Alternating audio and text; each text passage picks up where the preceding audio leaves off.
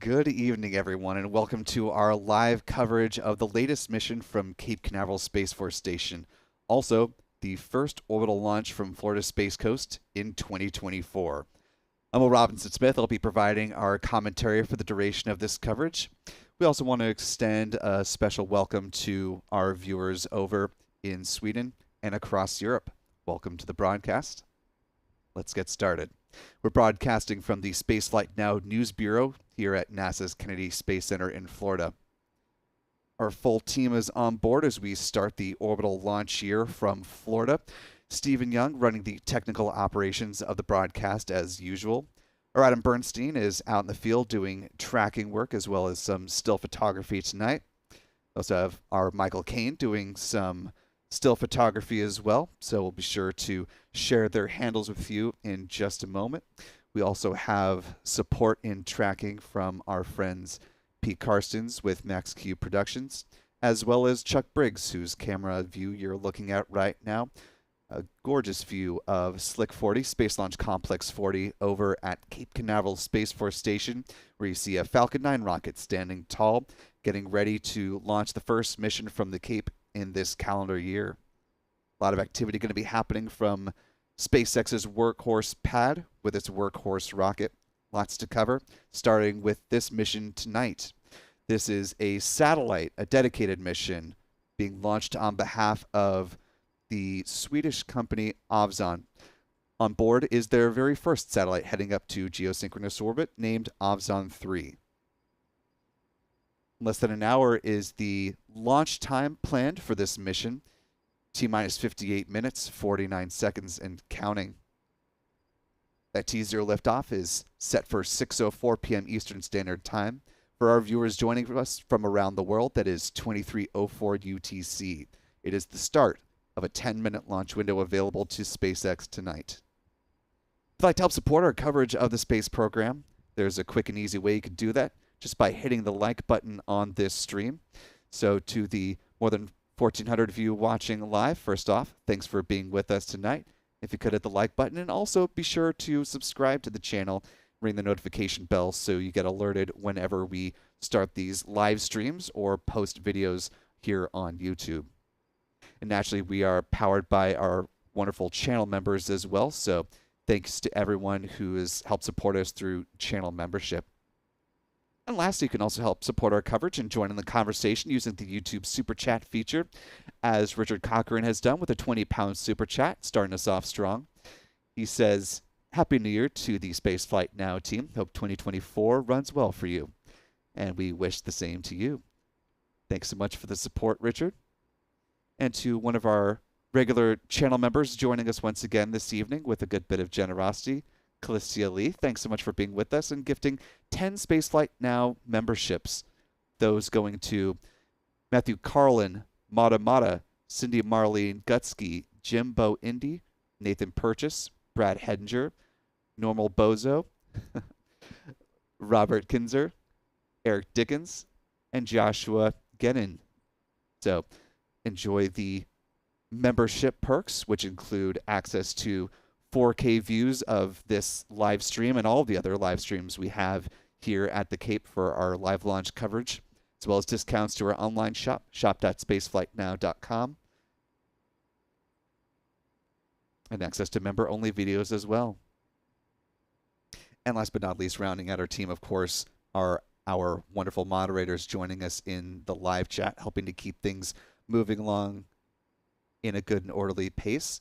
I see Astro Joe is hopping in there. I'll keep my eye out for the other mods joining us tonight, but want to especially thank them as well. We're now T-minus 56 minutes, 23 seconds and counting, less than 20 minutes away from the point at which the launch director would give their go for the start of propellant load for tonight's launch. For those who haven't been with us for a recent mission, and just as a good bit of housekeeping at the start of the calendar year, SpaceX not providing clean mission audio through the duration of the countdown, though we do have extensive experience in covering SpaceX and their Falcon 9 missions. So we'll be sure to guide you through the count and talk about some of the visual cues, letting y'all know that things are likely on track. SpaceX is running its countdown from its Hangar X site here at NASA's Kennedy Space Center. It's a facility where they refurbish their Falcon boosters and prepare them for future flights. We'll talk a little bit about the history of this particular booster on deck tonight, going for its 10th mission, part of SpaceX's business model of reducing launch costs by reflying boosters as many times as is safe to do so and makes sense for the mission. SpaceX also has support for this launch in part from the control room at their headquarters in Hawthorne, California. Again, tonight's launch targeting that T0 liftoff at 6:04 p.m. Eastern. That's 23:04 UTC. It is a 10-minute launch window, assuming fueling hasn't started. Once fueling does begin, SpaceX is committing to going for that launch attempt at that time. They do have a backup launch window tomorrow, set to run 87 minutes. That launch window opens up at 4:47 p.m. Eastern. And as I mentioned, we do have our ace photographers out and about working to gather some great photos of the launch tonight. So if you're not following Adam Bernstein and Michael Kane here on X, these are their handles, so you can go ahead and take a look at that.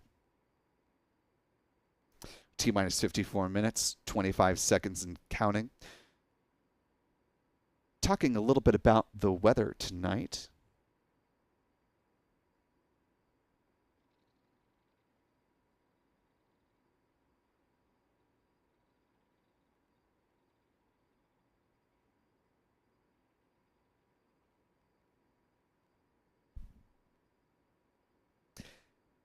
It's been a little bit cloudy today, as you can see in this shot.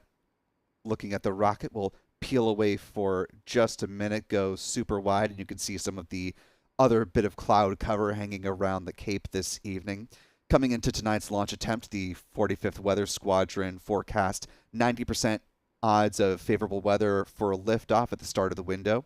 The primary concern, as you might very well guess by taking a look at this, is the thick cloud rule. They're also watching upper level wind shear, which they say is between low and moderate levels. If needed, the backup opportunity tomorrow improves slightly. It's 95% chance of favorable weather. Tomorrow, clouds not the concern. The primary concern is liftoff winds.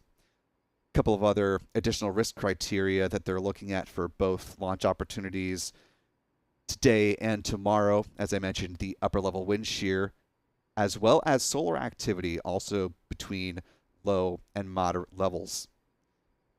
You've been keeping your eye on some of NASA's social feeds. You'll see they have been talking about a lot of sun activity and some solar flares, which obviously has some impact to us here on Earth. So that's where the solar activity risk comes into potential play. Something that the 45th, of course, keeps a close eye on. We're at T-minus 52 minutes, 30 seconds and counting. I want to thank a couple more of our members for stepping up and sharing some goodwill as we kick off 2024. Member Rick Donner with a gift of 10 Spaceflight Now memberships. Really appreciate that generosity, Rick.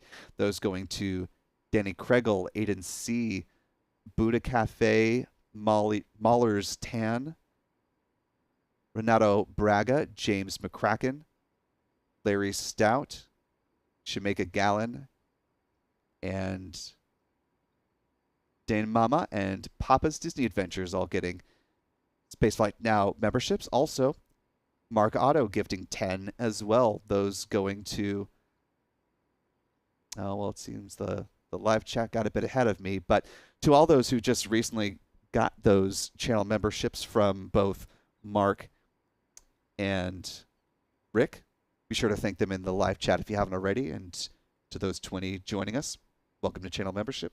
Hope you enjoy it while you've got it. Hope to keep you around. We're now T-minus 51 minutes, 22 seconds and counting. Before we get to the point where we get the go, no go poll from the launch director, of course, we won't hear that, but at the T-minus 38 minute mark is when that poll would be counted off. Let's go ahead and talk about the countdown timeline as we get close to liftoff tonight. As mentioned, it'll begin at T-minus 38 minutes when they make the call on the start of propellant load. If that go-ahead is given, propellant load begins at T-minus 35 minutes. Kerosene is loaded onto both the first and second stages of the rocket, rocket-grade kerosene, also known as RP-1. At the same time, liquid oxygen will be loaded onto the first stage of the Falcon 9. T-minus 16 minutes, LOX loading will begin on the second stage of the rocket, but before we get to that point, we see the so-called big vent from the strong back. It happens as the feed lines are chilled at the launch pad there. At T-minus 7 minutes, it's time for the chill down of the 9 Merlin engines. It involves flowing a small amount of liquid oxygen through the plumbing and turbo pumps, and it protects the engines from the risk of thermal shock and damage during the startup sequence. About 6 minutes prior to liftoff, the first stage kerosene tank should be full. Then at T-minus 4.5 minutes, we'll see the strong back retract sequence begin as the clamp arms open up underneath the payload fairings, and the transporter erector, or the strong back, will recline about 1.5 degrees away from the Falcon 9. It stays there until liftoff. At that point, strong back will pull back in a much more rapid fashion, clearing the way for the vertical climb of the Falcon 9. About 2 minutes out, liquid oxygen loading should be wrapped up. At that point, the Falcon 9 is fully loaded with 1 million pounds of propellant. Then in the final 60 seconds, control of the countdown is handed over from the ground sequencer to the Falcon 9's onboard flight computers. The propellant tanks are brought up to flight pressure. 45 seconds out, the launch director gives their go for liftoff. And the engine ignition command is issued at T-minus 3 seconds. And of course, if all 9 engines ignite and are healthy, the flight computer gives the command for the hold down clamps to release the Falcon 9 for liftoff at T0. Again, that T0 time currently stands at 6:04 p.m. Eastern, 23:04 UTC. We're now T-minus 48 minutes, 51 seconds and counting.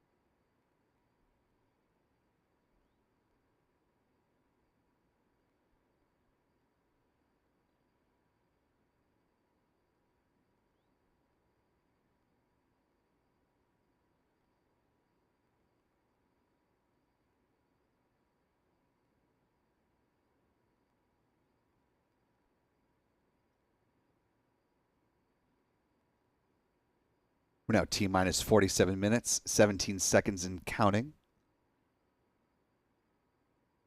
As we continue on with our first launch from Florida, I want to thank channel member Callistia Lee for a $10 super chat. Really appreciate that, Callistia. She says that we have the best community on this channel. Spaceflight Now family rocks. Show some love. Hit that like/thumbs up button, y'all. And I would have to agree with that sentiment. We do have an outstanding community here with our Spaceflight Now family and all of you who make it possible by joining us for live launch coverage and supporting the videos on this channel as well. And to the nearly 2,400 of you watching us live, if you could hit that like button, that would be fantastic. We're now T-minus 46 minutes, 30 seconds and counting. Let's go ahead and talk about where this Falcon 9 is going to be heading off to, as this is not our standard fare Starlink Group -6 mission, so it's a little bit different than we've seen recently. Let's talk trajectory, shall we?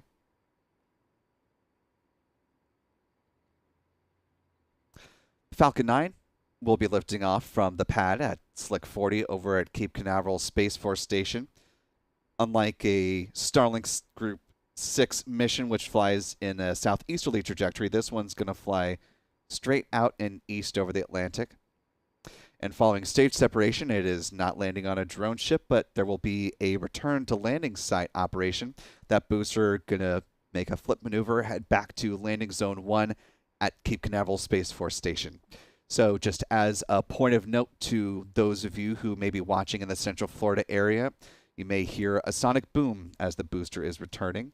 And if you have friends or family that are in this area and maybe not paying close attention to the launch tonight, it is probably worth shooting them a quick text, letting them know that they may hear a large noise as they're sitting down to dinner tonight. The fairing halves are going to be jettisoning downrange as well.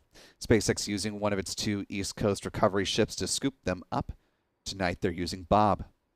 It and the other recovery vessel, Doug, of course, were named after former NASA astronauts Bob Behnken and Doug Hurley, the pair that flew aboard the Demo 2 mission back in May of 2020. We're now T-minus 44 minutes, 43 seconds and counting, to the launch of the Ovzon 3 satellite.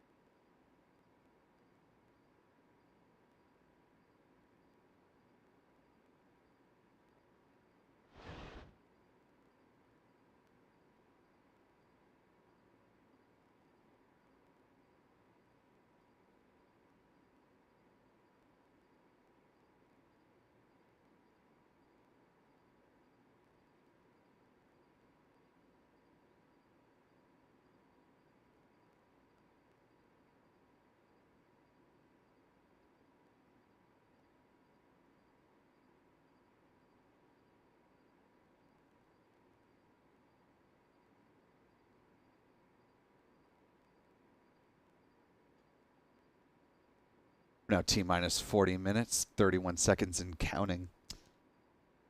Just a couple of minutes away from the point at which the launch director would make the call on the start of propellant load for fueling the Falcon 9 tonight. Before we go ahead and hit that point, want to bring in part of our conversation with Christopher Alm. He's the Chief Marketing Officer with Ovzon.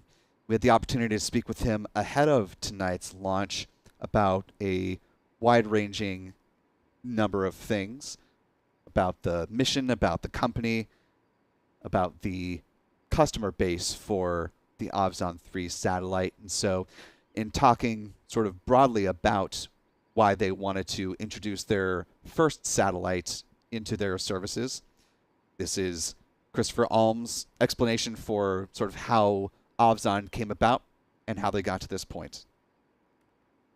So Ovzon was founded in Sweden in 2006. And already from the beginning, there was an idea about revolutionizing space communication. Then in the early 2010s, we launched a service which was based on leased capacity, where we basically packaged it together with terminals and our operation systems. But we realized already then that the capabilities we wanted to use were not available in space. So then the guys who founded the company started drawing a satellite and said, we need to put a satellite in space who can do more than what you can get today. And I think there were two main capabilities at that time that they were looking at. And one was steerable beams, so that instead of just having large regional beams, you had steerable beams where you could send more energy to a smaller area and therefore get better performance. And then the other thing was to put basically the software programmable payload in it. So you could have a satellite that could do more than just a bent pipe. So instead of just reflecting the signal, you could process the signal, do something with it, and send it back down. And that gave you a lot of capabilities. And on that sort of thinking, they started designing a satellite. And then the company went public in 2018 to sort of take in capital and fund this development. And then, after the journey we've taken, now we're at this point to launch the satellite. So I think that's sort of where we came from and what the satellite is really about. And we'll have more with our conversation with Christopher Alm throughout the launch broadcast tonight. We're now at T-minus 37 minutes, 43 seconds and counting.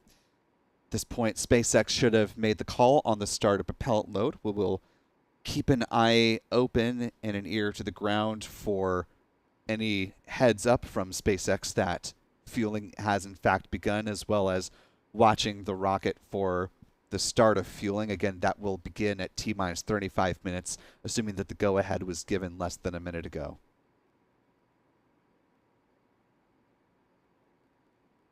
As far as where this satellite will be in operation, it's heading up to its orbital slot of 59.7 degrees east.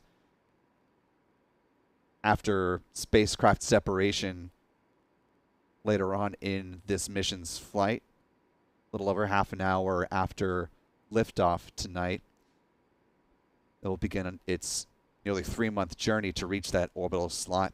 They'll do some preliminary tests as the satellite is making its way up to its permanent orbit in GEO.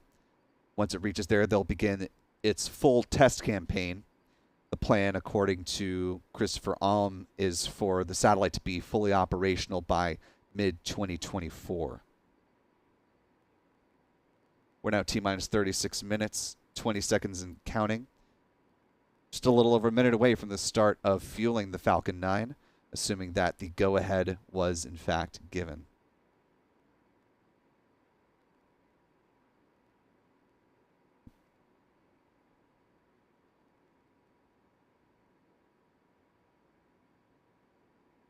Checking in our live chat for just a moment. Want to thank Mr. W. Spose for being a channel member for 2 months with a quick message, but hopefully one that will resonate. Just simply says, light that candle. We certainly hope to see that candle lit, kicking off the orbital launch here from Florida later on this evening, potentially just 35.5 minutes away from now. So thank you, Mr. W. Spose. And to Don Pierce for a $2 super chat donation. Really appreciate that, Don. And lastly, for now, to Charles Briggs. I believe is maybe Chuck Briggs. One of our friends that helps provide tracking views this evening. This is Chuck's camera that we're seeing in this shot tonight. Some great views of the launch pad there at Slick 40. Of course, we'll have to wait to see when exactly that crew access arm will come into use for a crew mission. There was a thought that it potentially could come into play for the Axiom Space AX-3 mission set to lift off later this month, though we know now that will actually be happening over at Launch Complex 39A here at NASA's Kennedy Space Center. So we are still TBD on when that will be used for a crew mission.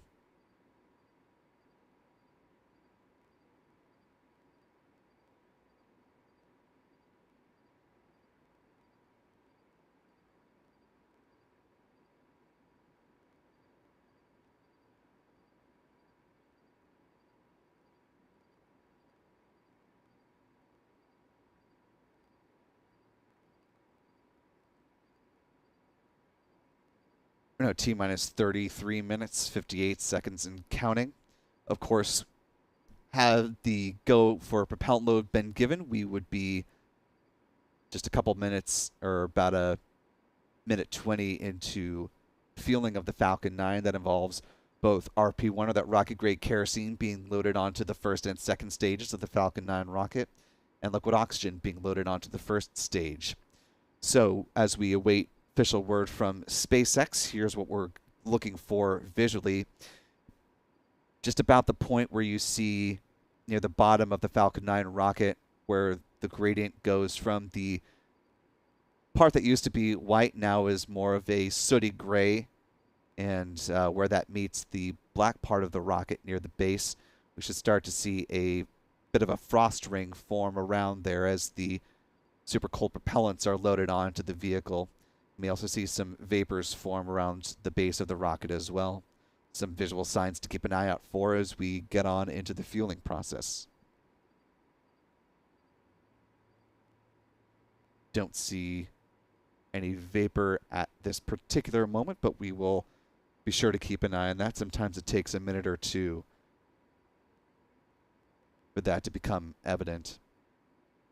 It is a little colder this evening here as well, and so when there's not quite as high of a contrast between the Florida air and the rocket, sometimes it's a little less evident.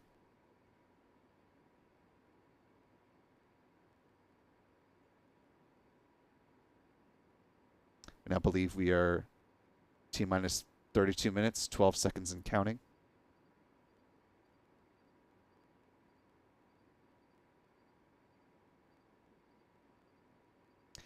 And we're starting to see a little bit of vapor forming right where I mentioned it would be, near where the black part of the rocket meets that sooty gray part near the base of the Falcon 9 first stage.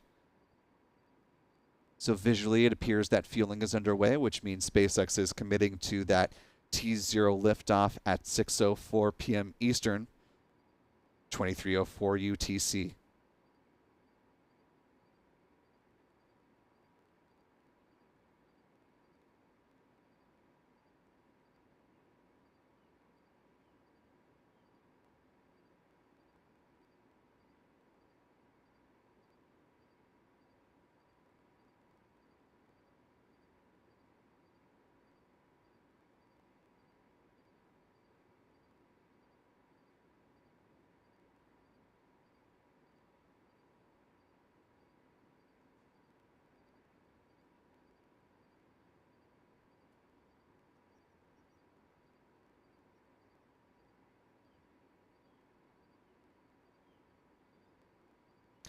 As we are now T minus 30 minutes, 48 seconds and counting. One of the next milestones happening in the count is helium loading. That begins at T minus 30 minutes, so just about 30 seconds away. That helium loaded onto the pressure vessels of the first stage Helium is used to pressurize the main propellant tanks during flight.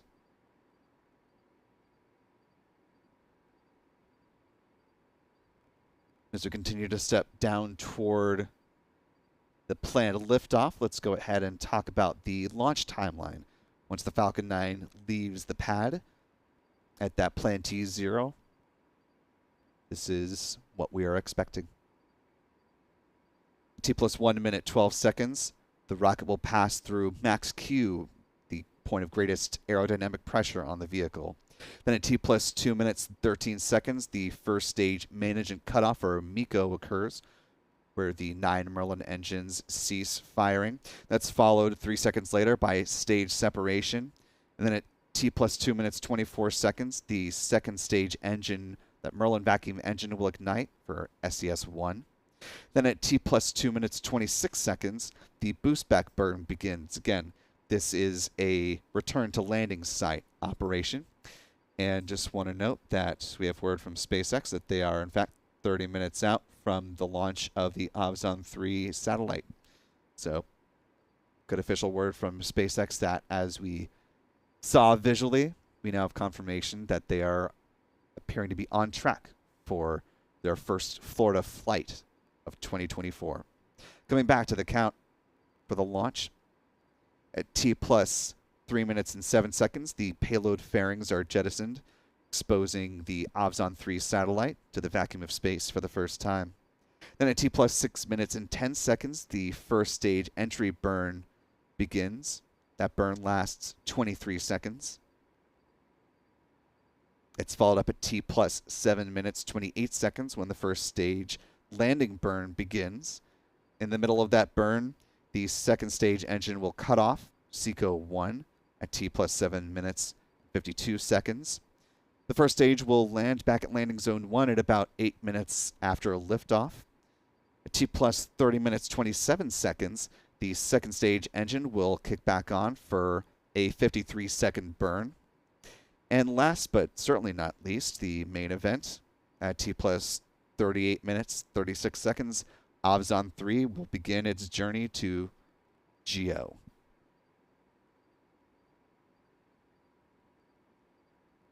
All that coming up, 27 minutes, 55 seconds.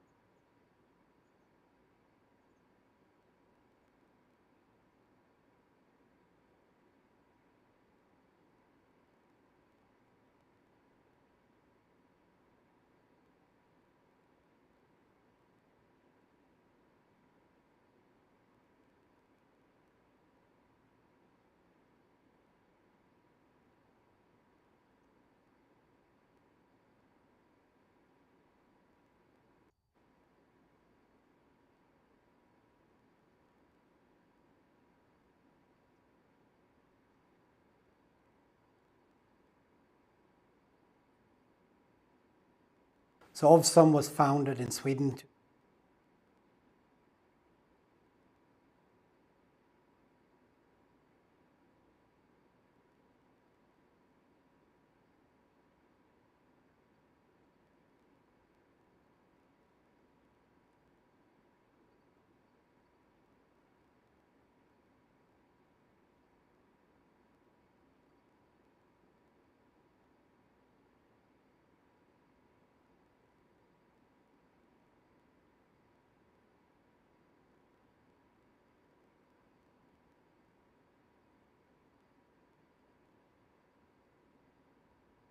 We're now T-minus 24 minutes, 41 seconds and counting.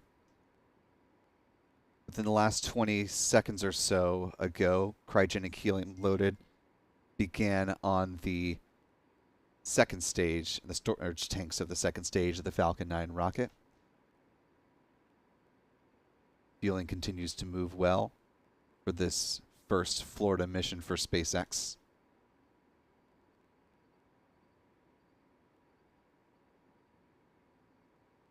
I want to continue on with part of our conversation with Ovzon's Chief Marketing Officer, Christopher Alm. In this part of the conversation, we talked about who and for what the Ovzon 3 satellite was designed for, some of their key customer base. Historically, it has been the U.S. Department of Defense, but they are also working on expanding their presence in the European market. The Ovzon 3 satellite goes a good way toward that goal, as well as the terminal that will be rolled out along with it. So again, this is Christopher Alm talking about who the Ovzon 3 satellite is for and for what. When we designed the satellite, we were really designing it for critical missions and near-peer capabilities. So we want to have a satellite that could provide services that were robust, reliable, good performance, fast performance, but also the near-peer capabilities. So you were not dependent on the ground segment. You were, not so sensitive to GPS jamming and other things. And I think that is what the satellite can provide. And that is, who's that most relevant for? Well, defense is our main target market. Defense is where we've been most successful. But we've started to broaden, we have national security, public safety. So we're doing like fire and rescue services in Italy and other parts of Europe, where they need mobile terminals, robust terminals. They need a service that can be quickly activated. And that's another part of our advantage, that we have the full service chain. So we can activate and deploy a network in basically 24 hours. And thanks again to Christopher. We'll return to our conversation in just a little bit. We're at T-minus 22 minutes, 10 seconds and counting. Just a couple of minutes away from the start of the so-called big vent. The feed lines will be chilled on the strong back ahead of liquid oxygen loading that begins at T-minus 16 minutes.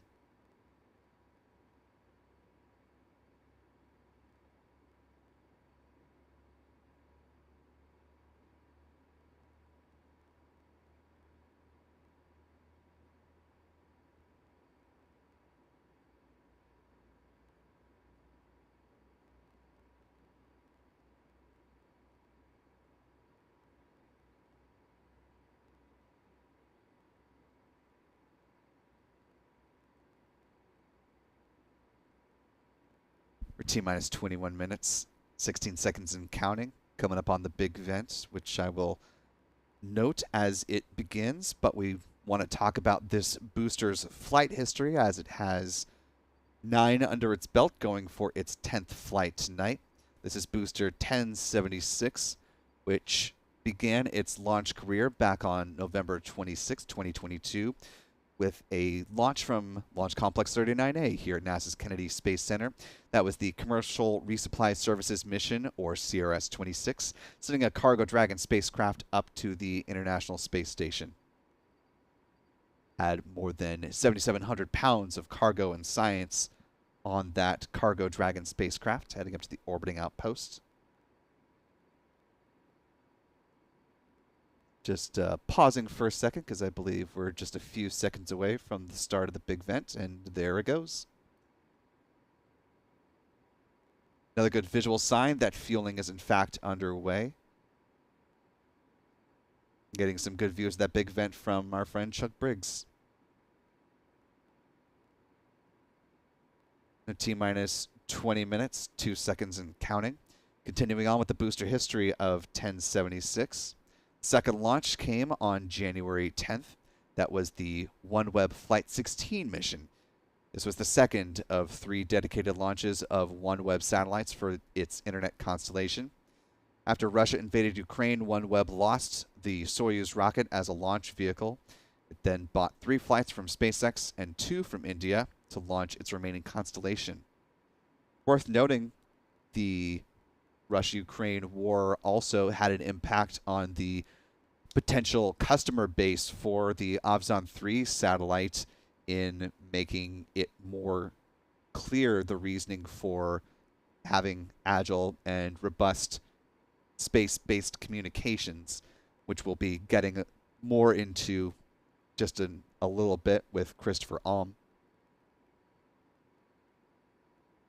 The third flight of this booster, 1076, came on February 27th when it launched the first batch of Starlink V2 mini satellites on the 6-1 mission. That was followed up on April 7th when the booster supported the Intelsat 4E launch.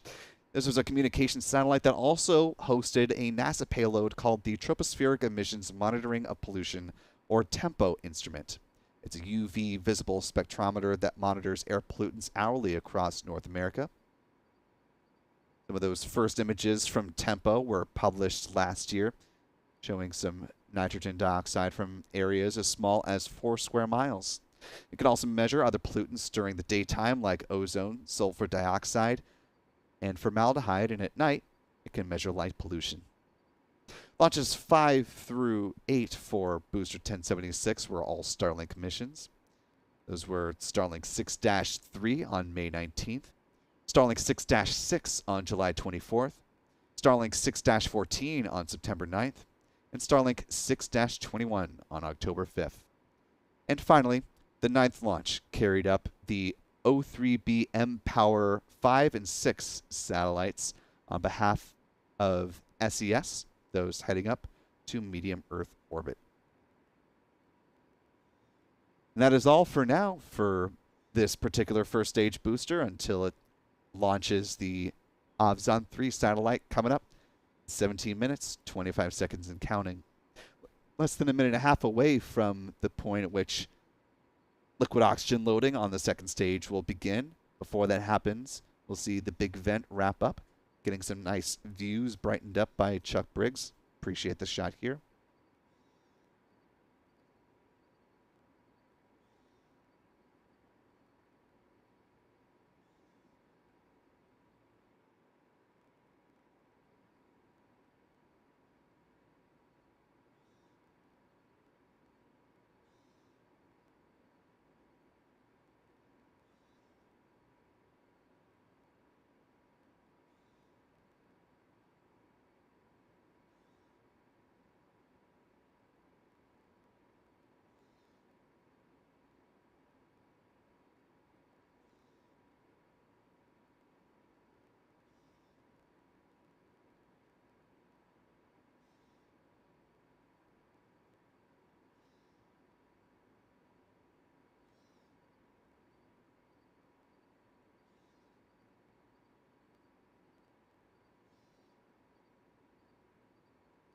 We're now T-minus 16 minutes, 7 seconds and counting.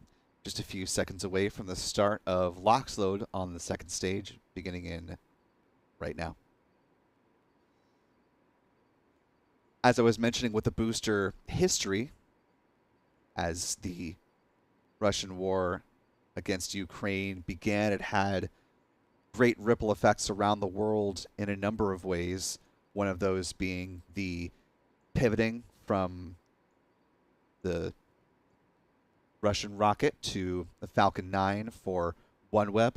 Another was the need for satellite communications that are harder to jam, as we saw some cases of from Russia during its ongoing war against Ukraine. And that helped provide a real world present day example for some of the European market for whom the Ovzon 3 will be a potential avenue for them to look at as an opportunity to make their communications a little more resilient. So turning back to our conversation with Christopher Alm, here he is talking about the impact of Russia's war against Ukraine and how that shaped some of the thinking for some of the potential customers of the Ovzon 3 satellite. The ability to communicate, in these environments where you have a threat level has become much more important. I mean, it used to be that the only people who really did that were the US DoD. They would go somewhere, they would bring communication, they would go in, they go out. But now you have a European market where countries are looking at how can we secure our critical communication, how can we bring capabilities with us when we go, how can we be resilient when the enemy is trying to jam us or destroy our communication. And the sort of playbook from the war in Ukraine has been very helpful to paint that scenario. Because also one thing that happens when the Russians went into Ukraine was they jammed satellite communication. And how did they do that? Well, they knocked out the ground segment. And our satellite can function without the ground segment. So when we tell that to our customer, they're like, ooh. So they have studied what's going on there. And we can bring capabilities to address that. And that's meant that the narrative that we are sort of putting forth has become extremely relevant for a lot of European customers right now. Thanks again to Christopher. We'll be back with a little bit more of our interview in just a little bit. We're now T-minus 13 minutes, 13 seconds and counting. So we're approaching 9,000 folks joining us in the live stream this evening, up to 9,200. First off, good evening. Thank you so much for joining us on our first live launch coverage event of 2024 from the Cape. Appreciate you being with us. If you haven't already, if you could hit the like button and share the stream, that would be a great help to us as we get closer to the final minutes of the count tonight.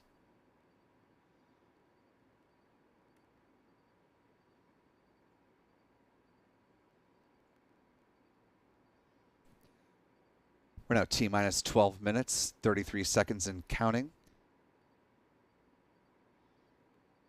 As we're approaching liftoff, let's talk about the vehicle that is launching the mission tonight. Of course, SpaceX's workhorse Falcon 9, back at it again. This will be the second Falcon 9 launch of 2022, the first happening last night from Vandenberg Space Force Base in California. The first Cape Falcon 9 getting ready to head up tonight. The vehicle stands at 70 meters or 229 feet tall and has a diameter of 3.66 meters or 12 feet.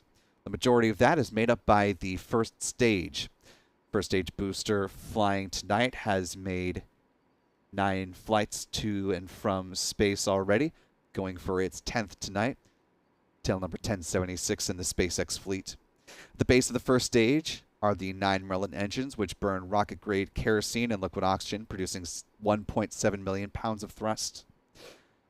Around the engine compartment are black carbon fiber landing legs that will be used to land back at Landing Zone 1 over at Cape Canaveral Space Force Station. Above the first stage is the inner stage. It's a composite structure consisting of an aluminum honeycomb core surrounded by carbon fiber.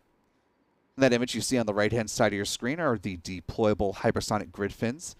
These are titanium winglets that provide stability and steering for the Falcon 9 as it falls through the atmosphere, tail first like a big old dart, this time heading towards Landing Zone 1 at the Cape. At the top of the inner stage are 3 mechanical latches that attach to the second stage, and at first stage main engine cutoff, high-pressure helium is used to release those latches. 4 pneumatic pushers ensure clean separation. The second stage engine nozzle is also housed safely inside the inner stage adapter until stage separation. Speaking of that second stage, the upper stage is powered by a single modified Merlin engine called a Merlin vacuum engine or an MVAC engine. It's equipped with a large nozzle optimized for burns in the vacuum of space. It produces more than 200,000 pounds of thrust.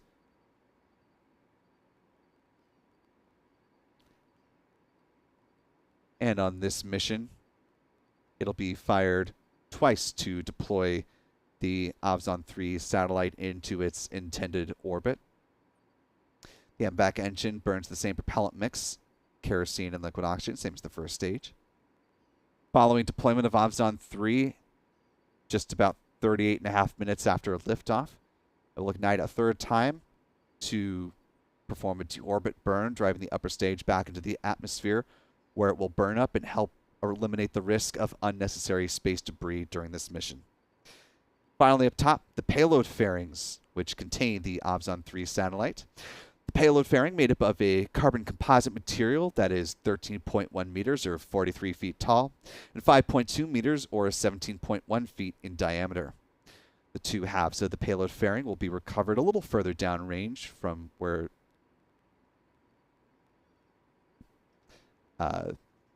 covered a little bit further downrange. They splash down into parachutes, and as previously mentioned, Bob will scoop them up out of the Atlantic and bring them back to Port Canaveral here in Florida, where they will be refurbished and turned around for future flights. We're now at T-minus 8 minutes, 56 seconds and counting for the launch of the Ovzon 3 mission. Our next big milestone coming up is T-minus 7 minutes, the chill down of the 9 Merlin engines. Again, that involves flowing a small amount of liquid oxygen through the plumbing and the turbo pumps, protecting the engines from the risk of thermal shock and damage during that startup sequence.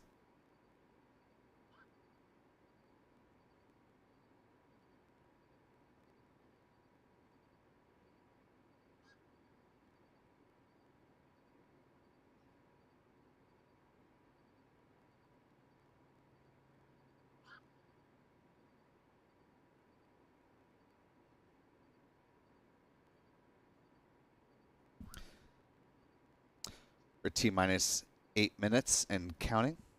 Do have word from SpaceX that they are currently tracking no issues on the Falcon 9 or the payload. So that is good news as they are getting ready to launch.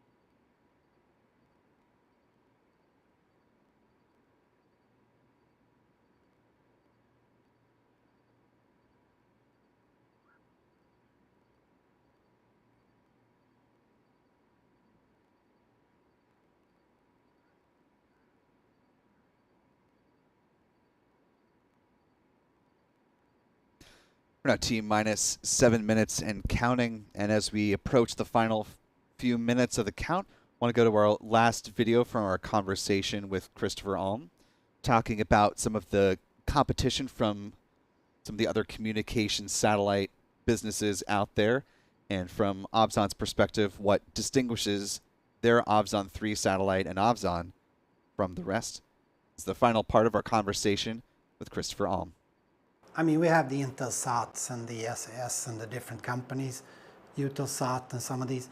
And the funny thing, we're partnering with them because of leasing capacity from them, and we're also competing with them. Then you have pure terminal providers, and we're competing with them as well because we have our own terminals. So I think our distinction is that we have, even though we're quite a small company, we have a SATCOM service. So we provide the terminal, the space capabilities, the ground segment, and the NOC. So we have our own 24/7 man NOC, which for a small company like us is quite a big undertaking. So I think that is what distinguishes us truly. We also work on the lower KU band, which if you're know something about SATCOM, you know that that band is less saturated than other parts, which allows us to be more robust in our signaling, and we can get higher performance. So when we go to events and we put our terminal up, we outperform any other GEO terminal. We just know that by fact. When we put our terminal there, we're going to outperform the competition. When we launch Ovzon 3, that's going to be another factor 3 to 4 outperforming our competition. So we think in that sense, when it comes to GEO capabilities, completely unmatched. LEO, of course, they can provide higher bandwidth, but with some of the caveats that I told you before of losing the signal, easier to jam, you make more noise when you transmit, so you're easier to detect. So there is kind of a trade-off with that as well.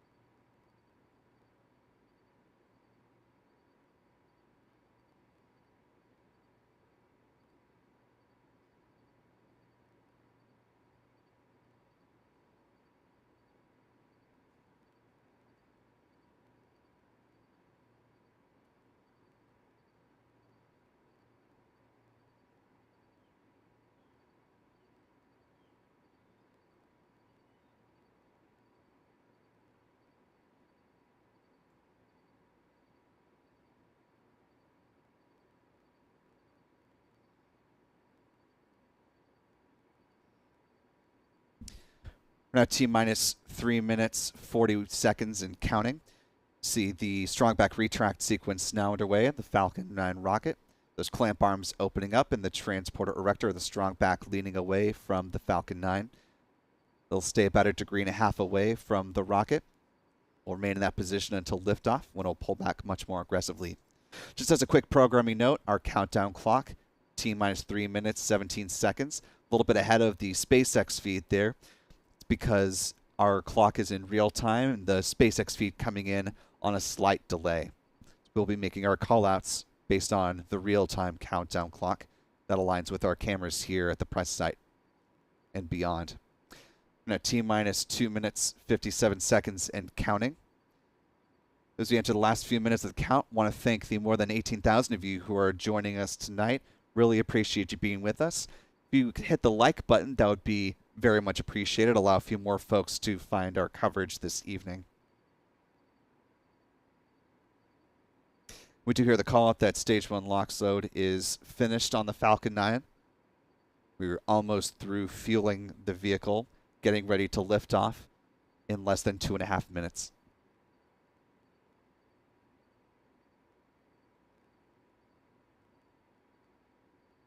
Do have confirmation from SpaceX that they are continuing to track no issues as we approach the last 2 minutes before liftoff.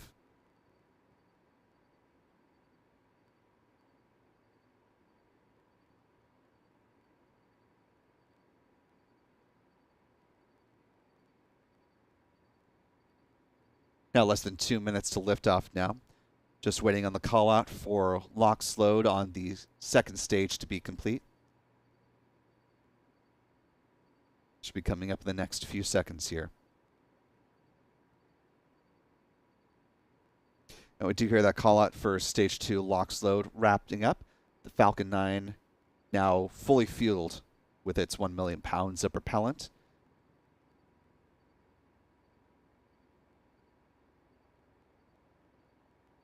It's just now doing those final vents as it prepares to lift off just about a minute from now.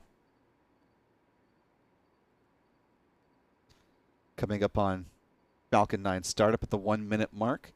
At 45 seconds out, the launch director will give their final go for launch. Let's listen in.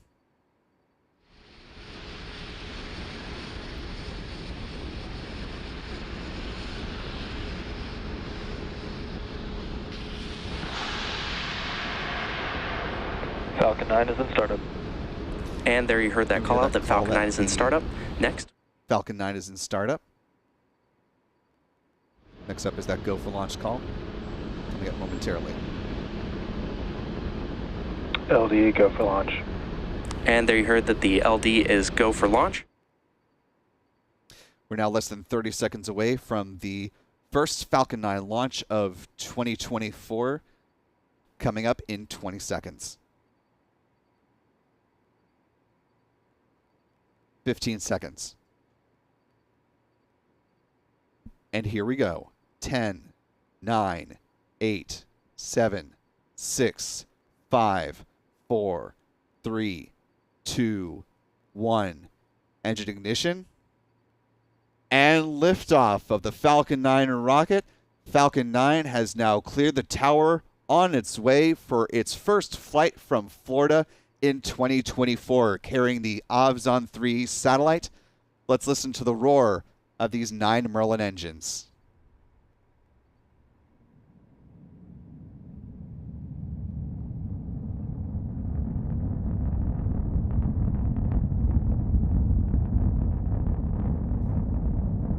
Now T plus 33 seconds into flight.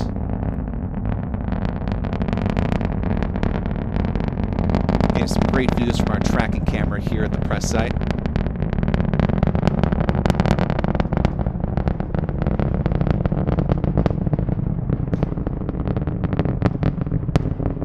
It's tracking views from friend Pete Carsons as the Falcon 9 climbs up into the clouds.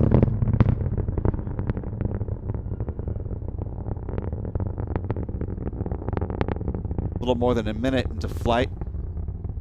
Tracking not the easiest this evening as the Falcon 9 is climbing in and out of some clouds from the ground's perspective. Adam Bernstein doing a great job of tracking it so far this evening, as is Pete. Chuck.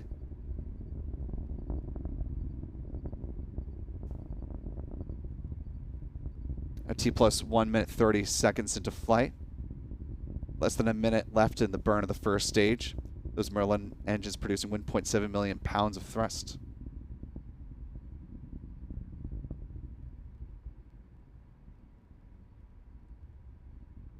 Some views from SpaceX's tracking camera here. There's going to be a quick bit of action here. MECO is coming up at T plus 2 minutes and 13 seconds. It'll be followed 3 seconds later by first and second stage separation. Coming up on MECO here right now. Stage separation next. We should see second stage engine start.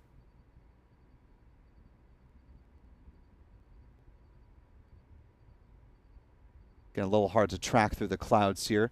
About 2.5 minutes into flight. You see a stage separation on the SpaceX feed onboard cameras there.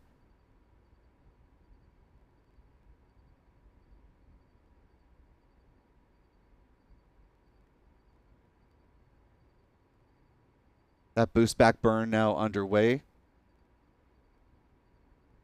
First stage booster performing its flip maneuver, coming up on 3 minutes into flight. Fairing deployment is going to be fairing separation coming up in just a couple of seconds here.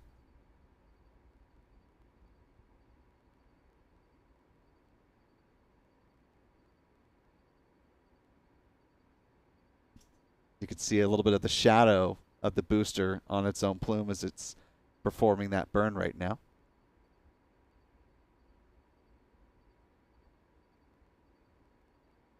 Boost back burn will last 1 minute. It's wrapping up on the SpaceX feed in just a few seconds here.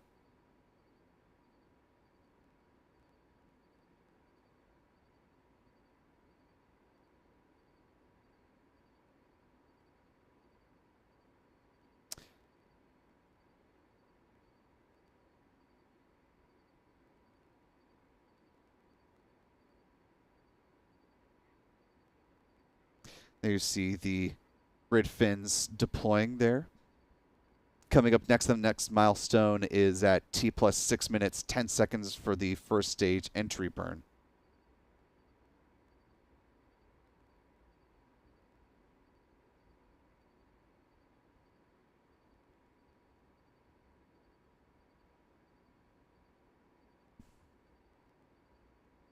Again, the first stage boosters coming back to a landing at landing zone 1 at Cape Canaveral Space Force Station.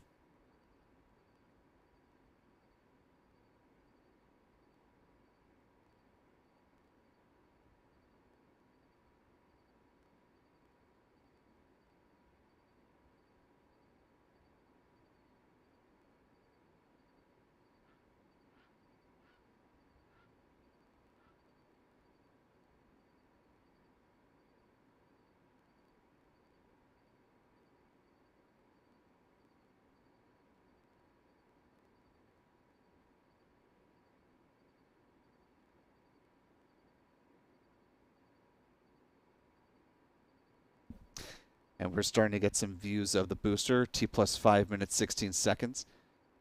See those ground-based views of the booster on the right-hand side of the screen.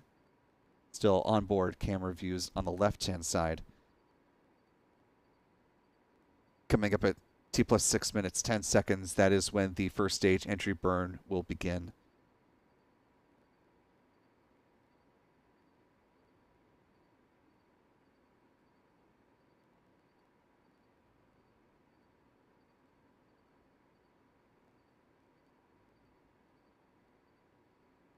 We're coming up on 6 minutes into the flight here. Just a little over 10 seconds away from the first stage entry burn beginning. Slowing the rocket down ahead of its landing burn, back at landing zone 1.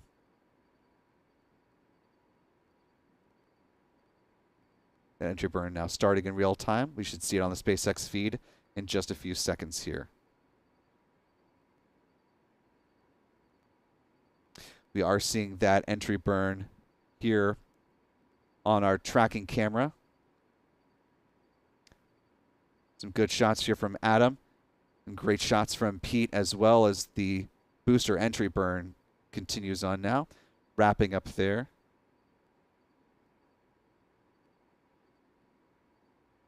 Now T plus 6 minutes, 47 seconds and counting into flight. Kudos to our tracking team. It's been a little tricky tonight with all the clouds. Coming up on 7 minutes into flight, the next milestone is the landing burn starting at T plus 7 minutes, 28 seconds.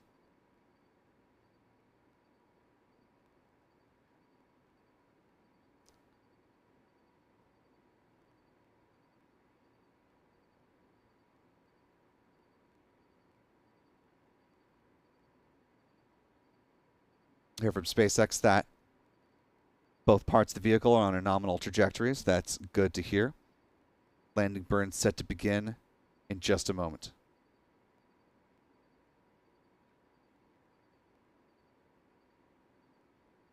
And we see the landing burn from our tracker here. This view from Pete Carson's as the booster making its way back down to land. And some great views from our fellows working this tracker here.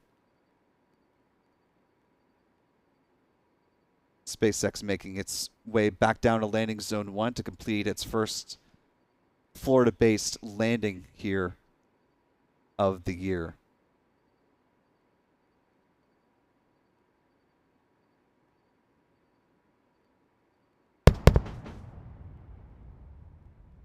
And a nice sonic boom and touchdown. The 261st landing of an orbital class rocket and SpaceX's first Florida-based landing of a Falcon 9 of 2024. So a great start to the year for SpaceX as they have now completed the launch and landings of their first 2 orbital missions here in 2024. They'll be continuing on with the upper stage of the Falcon 9 rocket on its way to deploy the Ovzon 3 satellite. That's coming up in 38 minutes, 36 seconds, that T plus mark. The next milestones in this mission, the Merlin vacuum engine on the second stage of the vehicle will ignite at T plus 30 minutes, 27 seconds. Then at T plus 31 minutes, 24 seconds, that engine burn will cease. And again, the Ovzon 3 satellite will deploy at T plus 38 minutes and 36 seconds.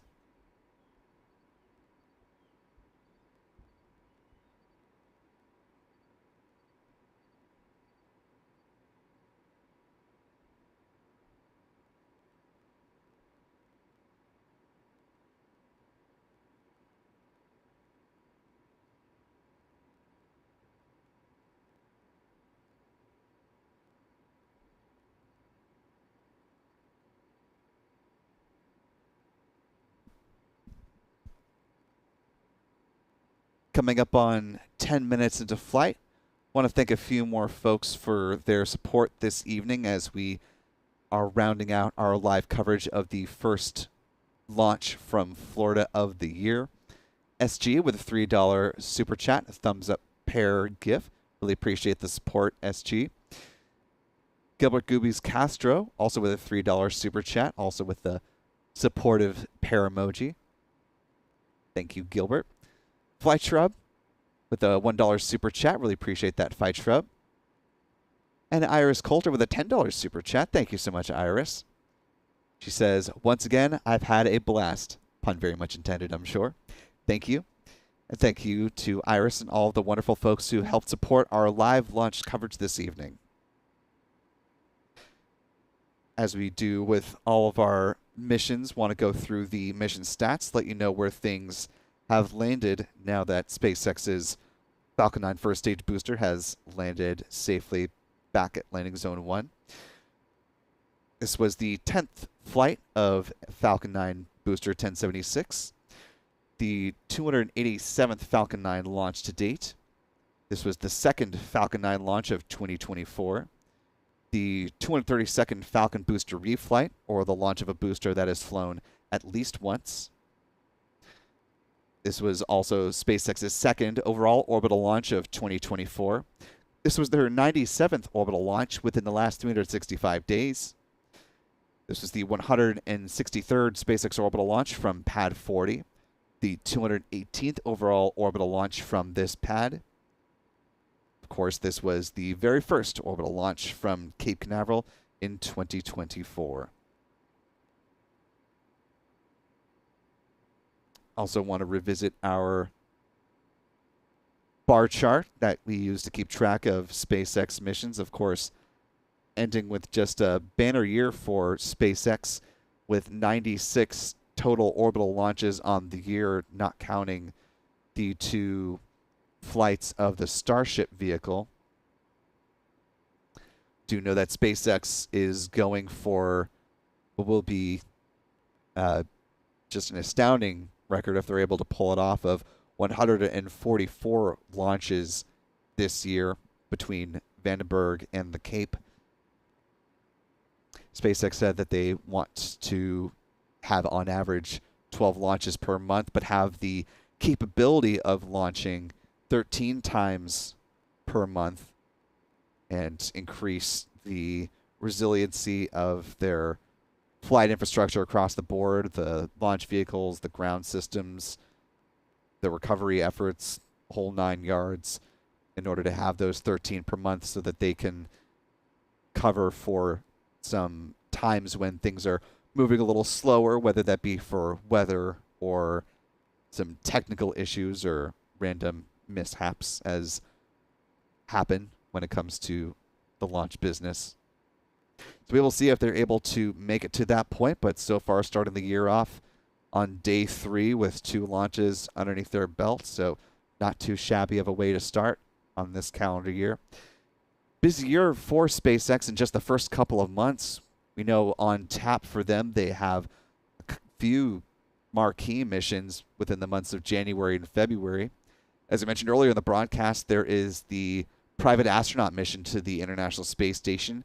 The 4 astronauts of the AX-3 mission are getting ready to launch from Launch Complex 39A no earlier than January 17th, coming up right around the corner. There will also be the launch of NASA's PACE spacecraft. We actually got the opportunity to head into the clean room and get a look at PACE for ourselves, Adam Bernstein and I.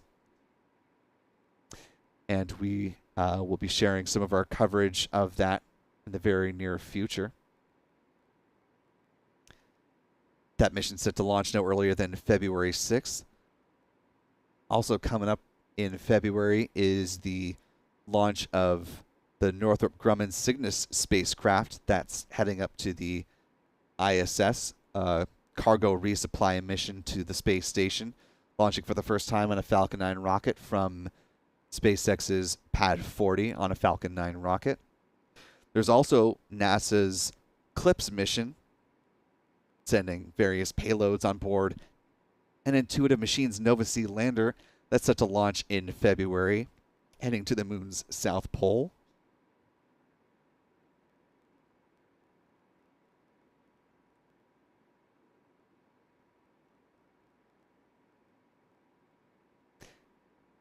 And of course, there's also NASA's Crew 8 mission, the 8th full crew rotation mission heading up to the International Space Station that will overlap with the Crew 7 astronauts currently on board station, who will make their way back down to Earth for a splashdown shortly thereafter.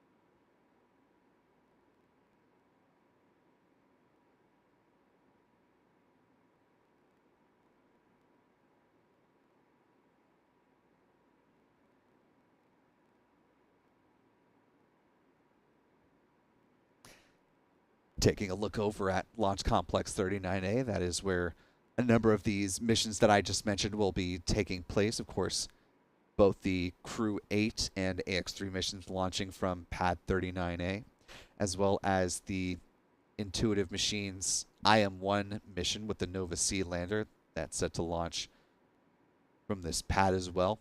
Reason being that the Nova C lander needs to be fueled at the pad as close to liftoff as possible. And that capability currently only exists at Launch Complex 39A, something that was extended to Intuitive Machines as a SpaceX customer. I want to thank a few more folks for their support this evening before we go ahead and wrap things up.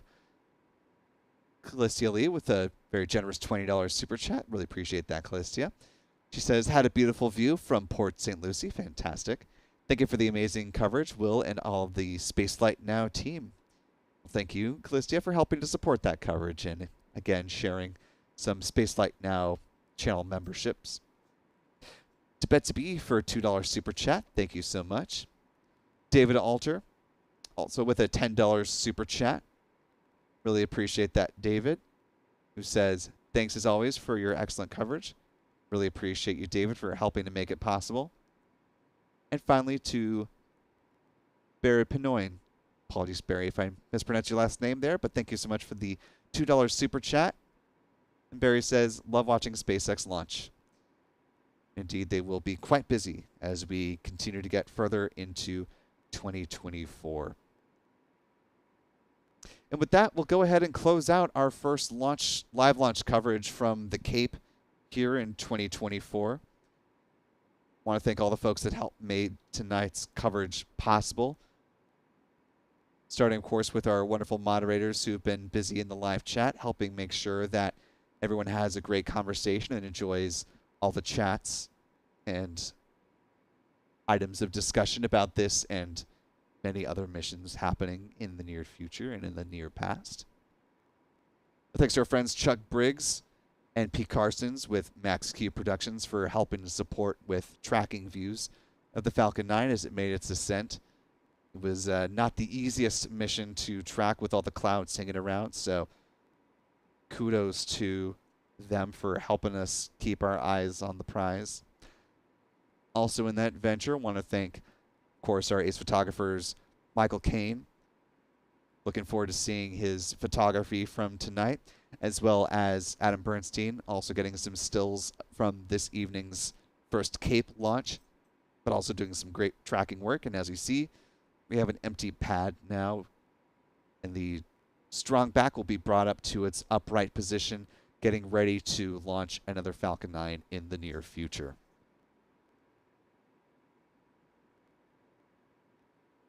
And of course, if you're not already following Adam and Michael, be sure to do so. These are their handles on X, where they'll be posting some of their photos from tonight's launch and much more heading into 2024. Our thanks as well, as always, to our editor of Spaceflight Now, Stephen Young, for helping run the technical aspects of the show and helping to keep things shipshape as we kick off what will be an extremely busy launch year, and we're excited to bring it all to you. And of course, just right around the corner, we have the maiden flight of ULA's Vulcan rocket. set to launch no earlier than Monday. A couple of activities leading into that tomorrow and Friday, so we'll be busy with that. Look forward to bringing you coverage as we are able leading up to the launch of Vulcan and its payload, the Astrobotic lunar lander on its way to the moon, kicking off the CLIPS program in full earnest. And our big thanks to all of you joining us from around the world, and especially to those who have joined us from Sweden and from Europe. Appreciate you being with us, seeing the first privately funded Swedish satellite heading up now to geosynchronous orbit. Really appreciate you being with us on this Wednesday evening, or perhaps it is already creeping into Thursday for you. Or I suppose it's still, well, still Wednesday from a UTC perspective, but regardless, we want to thank you all for being here. I'm Will Robinson-Smith for Spaceflight Now. Be good to yourself, be good to others, and we will see you next time. Good night.